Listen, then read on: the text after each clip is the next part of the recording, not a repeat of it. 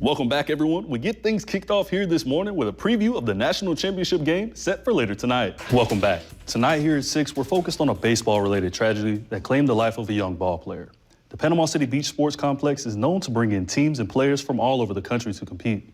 For one team that made the trek to that park, as Julia tells us, what was a productive baseball trip ended in a tragic turn of events. Developing news out of Gainesville, Dan Mullen is no longer the head coach of the Florida Gators. So it's kind of a favorite with Alabama and Georgia. Well, I am from Georgia. You know I have to pull for my home state. Okay. I have to. And if we're going there, I am from Alabama, You're from so Alabama I guess too, so. by rules of the law, I guess I have to go for the Bama team. I guess so. We'll see. May the best team win. We'll know in a few hours. That's very true. It's going to be a nail biter, hopefully. Right. We'll be right back with a final look at the weather. Welcome back. We begin tonight with some high school basketball and a couple of Bay County teams going head-to-head at Redford Gym. The jib is on, the downwind sail is set, and these ladies are ready to race. Team captain Gabriella Cumby and her team, the Screaming Winches, are preparing to head to Pass Christian, Mississippi, to compete in the 83rd Annual Cross Regatta. This is something this group of ladies has been preparing for some time now. We've prepared in a couple of different ways. We've been practicing for the last 6 weeks. We started off with once-a-week practices and then moved it to twice a week. So we've been practicing every Monday and Wednesday for the last 5 weeks. The Nost is part of the Gulf Yachting Association Inter Club Series known as the Cap de Velle. Cumby and her fellow sailors, Kathy Bueller, Courtney Cumberland, Jenny Harris, Michelle Thomas, Morgan Hurst, and team captain Nick Crumby will be traveling to sail in the competition this weekend. We've had excellent coaching, and we feel prepared. We're good. We feel really good about this. This is going to be a good event for us. This is the first one of a series that we're going to do representing St. Andrews Yacht Club, so we're looking forward to it. Looking ahead of the race, these ladies have some words of advice for themselves going into the event. Be strong. And stay relaxed. Yes, absolutely. Tactician, you. And look at the forecast. Definitely that plays a major part in it. Yes. And just try and stay as focused as you can and be relaxed and enjoy yourself. This is the team's first competition of this magnitude, and they're hoping to impress. Reporting in St. Andrews, Tony Reese, News Channel 7 Sports. The Gators have lost 4 straight games to Power 5 opponents and are 2-9 against Power 5 teams dating back to the final 3 games of the 2020 season. Mullen, who was in his 4th season at Florida, led the Gators in the SEC championship game just last season. In the meantime, Greg Knox, Florida's running backs coach and special teams coordinator, will fill in as an interim coach. He takes over as the team prepares for the Sunshine Showdown against Florida State next Saturday. The Gators are currently 5-6 on the season and 2-6 in SEC play and need a win to avoid a losing season. Now turning things over to the local football scene, we take a look ahead to some area high school football teams that will be working through the Thanksgiving holiday. 4 area teams winning their regional semifinal games a couple of nights ago, and those 4 are now looking forward to playing in their respective regional finals this Friday. One of these 4 is South Walton. Coach Phil Teaser and his Seahawks getting a good test Friday against Baldwin, one they could survive by a score of 35-21.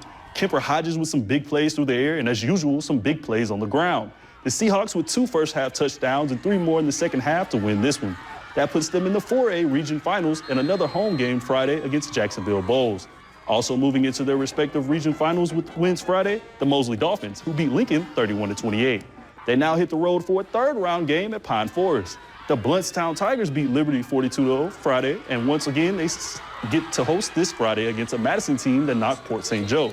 And in the other area 1A region final, Chipley, coming off the convincing win over Holmes, will head west to take on the defending 1A state champs Baker Friday night. More on these matchups as the week rolls along. Now turning things over to the basketball scene and what's ahead for Coach Phil Gaffney and the Gulf Coast program. The Commodores are off to a 4-2 start and are getting set for 3 games over the next 3 days over in Pensacola. They will play Southern Arkansas, Odessa, and Lamar Monday, Tuesday, and Wednesday, respectively. Again, all those games over at Pensacola's gym. The Harrison Fieldhouse on the Gulf Coast campus, however, will also be rather busy. Coach Gaffney tells us it will host a 3-day NAIA tournament for local fans to enjoy. Great NAIA talent. A lot of guys like were big-time D1 players. They ended up having to leave and go NAIA for whatever reason. A lot of JUCO transfers. It's going to be a lot of talent. A lot of people don't know about NAIA. They know about NCAA. But it's going to be here all day Monday, all day Tuesday, all day Wednesday. Love people. If you love basketball, and we haven't had any home game. We've only had 1 home game. You know, we're not going to have another for about another month. What a great opportunity to come and see great basketball. Coach says this will be a bit of a fundraiser for his program, money raised through concessions and ticket sales. It will also act as a bit of a recruiting tool, he says, for his guys. As for the Commodores, they are off to a 4-2 start through 6 games. Again, 3 games ahead in Pensacola this week. We're off to a quick break, but don't go anywhere. We're coming right back with a last look at weather. Stay with us. In just a matter of hours, Alabama and Georgia will face off in the biggest matchup of the year in the realm of college football. Tied ahead into this one at number 1, but surprisingly is a 3-point underdog. May seem like an odd spread considering the Tide is on top, but as the old saying goes, it's hard to beat a team twice. Coach Saban and crew getting one practice in Saturday and a walkthrough in on Sunday as they wrap up preparations. Coach Saban saying the outside noise doesn't matter so much come game time. We talk a lot about what do you have to do technically in the game to be able to have success in terms of your ability to execute probably against the best player you played against all year. So that's how you got to prepare, and that's how you got to focus, and that's what you need to be concerned about because I think once the game starts, 5 minutes into the game, I don't know that anybody's thinking about all this stuff that you all talk about. So they're trying to win their box. They're trying to do what they can do to help their team, both sides of the ball. On the other side of things, Georgia ranked number 3 and are predicted to come out on top with a 3-point spread. Upon arrival to Indianapolis, Coach Smart said they have watched tape after tape on Bama and have worked on what they can adjust and what they could do better in order to bring the first national championship in over 40 years back to Athens. Coach Smart saying getting to this point of the season is no small task.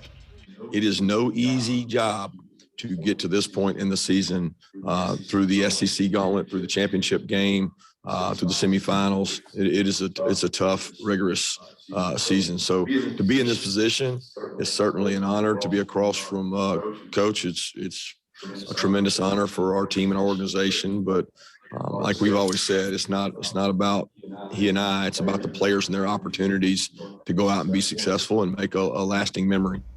And that game will kick tonight at 7 p.m. Now turning to the NFL, we take a trip down south to Tampa where the Bucs play host to the Carolina Panthers on Sunday. Let's get right into it.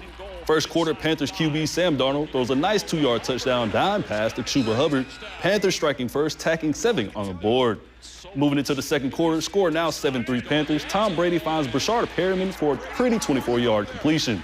The next play, Brady would take the snap and find Le'Veon Bell on the short pass for the easy 1-yard touchdown pass. Bucs would take the lead 10-7.